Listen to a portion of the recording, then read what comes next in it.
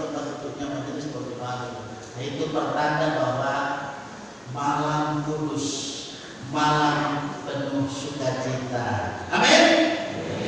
Karena bisa menyambut Bapak Ibu Saudara, keluarga-keluarga yang dari berbagai penjuru yang ada, dari utara, dari selatan, dari barat, dari timur, berkumpul di mana? Di keluarga masing-masing, dan saat ini berkumpul di gedung gereja dalam kita memuji, memuliakan Tuhan di malam kudus. Malam kudus ini tema yang diangkat adalah Yesus lahir membawa damai, sukacita yang besar, bukan yang kecil. Ya, belum ngantuk ya. Jadi saya percaya bahwa kita semua bersyukur, kita semua bersukacita, bergembira karena malam lahirnya Sang Juru Selamat dunia yaitu Yesus Kristus. Kita boleh ingat rayakan, ya. Nah, kita juga bersyukur, ya. Kita berdoa ini supaya jangan ada in memoriam, jangan sampai dulu ada in memoriam, karena dalam jadwal kegiatan kita masih ada padat ya Pak Ketua ya. Nah, walaupun itu terjadi, kita terima dengan karena kehendak Tuhan yang terjadi. Di beberapa tempat terjadi, ya itu perlu dipanggil Tuhan, ada yang karena badai, angin, ribut ya, dan sebagainya, ada yang karena roh ya, di beberapa tempat Jakarta dan Makassar dan lain sebagainya. Tapi puji Tuhan kita di daerah ini kita tetap dalam proteksi Tuhan. Providensia Dei-nya berlaku atas kehidupan kita. Dengan sukacita, dengan kebahagiaan kita boleh bersyukur malam hari ini. Perhatian kita tertuju pada perikop Yesaya 9 tadi di ayat 2 sampai 7 ini membawa berita nubuatan dari Nabi Yesaya yang menyampaikan bahwa kelahiran Yesus itu terjadi. Yesus itu lahir, dilahirkan. Bahkan dikatakan kum. Nah, kum itu apa tuh? Kum, Bapak Ibu Saudara? Hah? Ya, sambil godel kan. Ingat yang rodo kita, nah, itu kum ya. Kalau dikatakan bahwa kum beban yang menekan, nah itu dalam kehidupan manusia sudah mulai diangkat. Itu beban apa? Dosa-dosa ya. Dosa yang dipikul begitu banyak sehingga sangat berat, dan itu sudah menjadi ringan. Karena apa? Yesus Kristus berkenan lahir sebagai manusia, sebagai anak manusia, dan bahkan digambarkan di situ dengan gelar yang ada disandang oleh Yesus Kristus, penasihat ajaib, Allah perkasa, Bapa yang kekal, Raja damai. Bahkan di dalamnya Ia memerintah sebagai Raja yang menegakkan keadilan dan kebenaran untuk selama-lamanya. Selanjutnya di perikop yang kedua. Kalau perikop kedua, Lukas pasal 2 ayat 1 sampai 20, di situ apa yang terjadi Bapak Ibu Saudara-saudara? Terjadi di situ penggenapan nubuat. Itu. Jadi apa yang dinubuatkan oleh para nabi, termasuk dibaca tadi dari Nabi Yesaya, juga di kolom-kolom di PK kita baca nubuatan. Kalau ini malam hari ini di Yesaya 9 ayat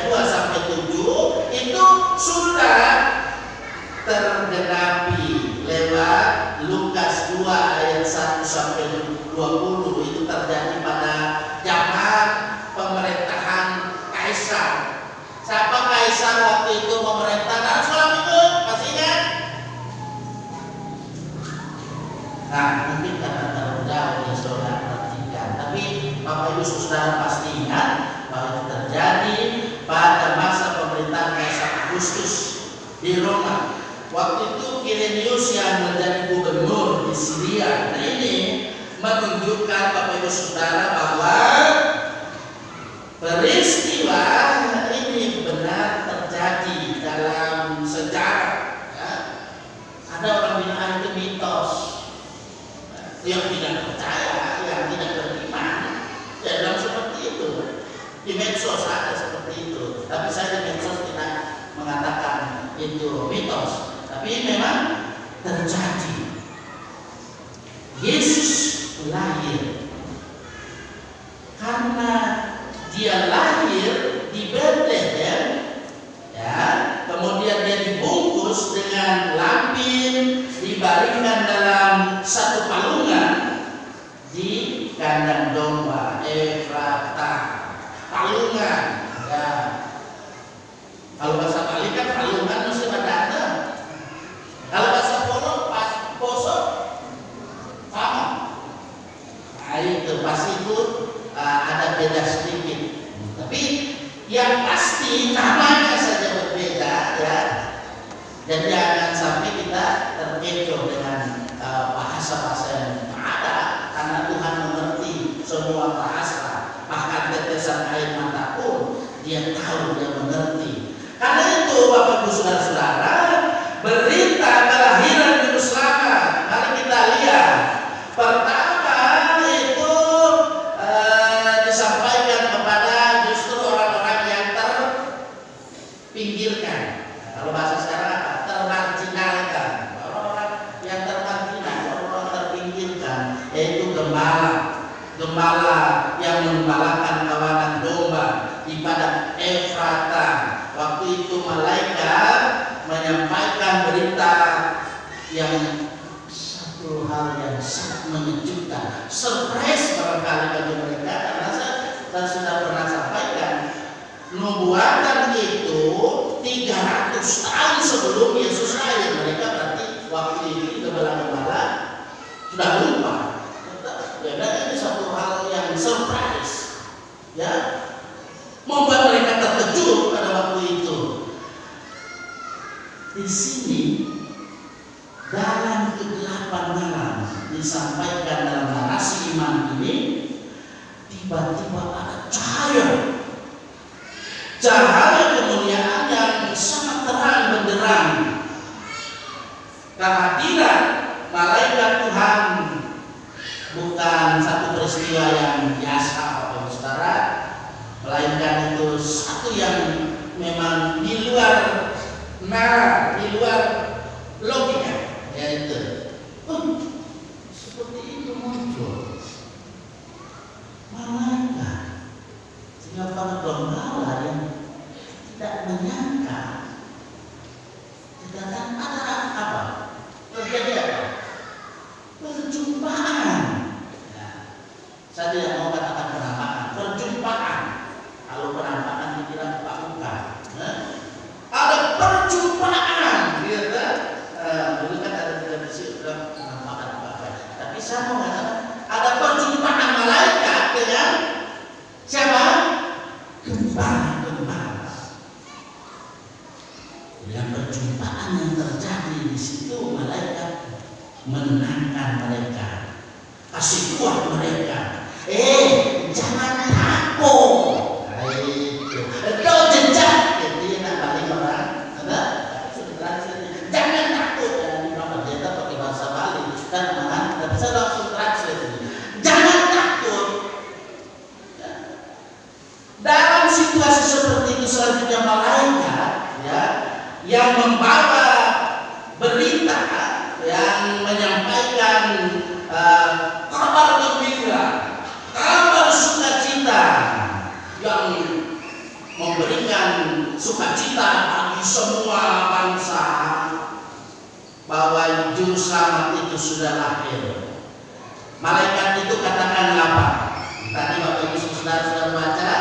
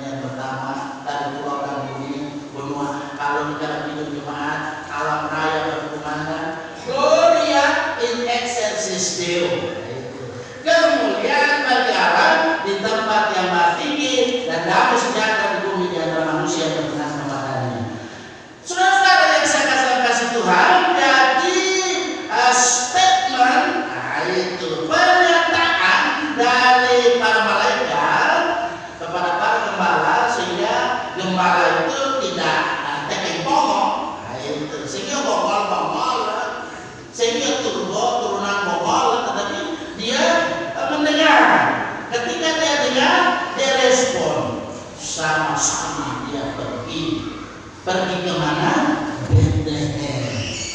Karena itu tema nasional yang saat ini. Marilah kita sekarang pergi ke Bethlehem. Atau kalau bahasa hari-hari, yuk ke Bethlehem. Yuk ke gereja, sehingga gereja itu besok berikut tetap full. Kita melihat di sini bahwa sesungguhnya gembala itu merespons dengan penuh sukacita. Saudara-saudara yang saya kasih Tuhan malam hari ini, pasti penuh sukacita atau penuh capek? Amin, ya, penuh capek. Sehingga terkadang naik tensi. Itu bagaimana mau damai jadinya tapi gersang. Karena itu dengan kepenatan apa ya, tetap kita Gloria in excelsis Deo, kemuliaan bagi Allah di tempat yang maha tinggi, dan damai sejahtera di bumi yang manusia benar kepadanya. Ya, mungkin dalam kehidupan suami, istri, istri memang sibuk, kadang-kadang kita sebagai suami ya agak slowly, kita juga biasa dan seterusnya, mungkin sebaliknya. Nah, itu semua pertanda bahwa kita bersama-sama terus mau memuliakan Tuhan. Kita terus mau hidup, ya, hidup dalam imun hikmat yang dari Tuhan. Malam Natal selalu akan membawa damai, sukacita, bahkan kebahagiaan. Juga ketika menggunakan puji-pujian, bahkan syukur kita kepada Tuhan dengan kasih karunia yang Dia sudah nyatakan. Janji Allah sudah ditepati. Oleh karena itu, janji-janji yang kita ucapkan jangan sampai lain di mulut, lain di hati. Memang lidah tak betulan itu, ya tak? Lidah kita memang tak betulan kan? Tapi agaknya mari kita sadari bersama, walaupun kita banyak kekurangan, banyak kelemahan, di malam kudus ini kita diberi semangat, diberi inspirasi dan terinspirasi. Selalu saya katakan itu, diinspirasi, terinspirasi dari firman Tuhan. Kalau saya bilang dipanggil, ya nanti sudah ingat di kolom 9, ya. Terinspirasi dan menginspirasi kita supaya kita tetap semangat.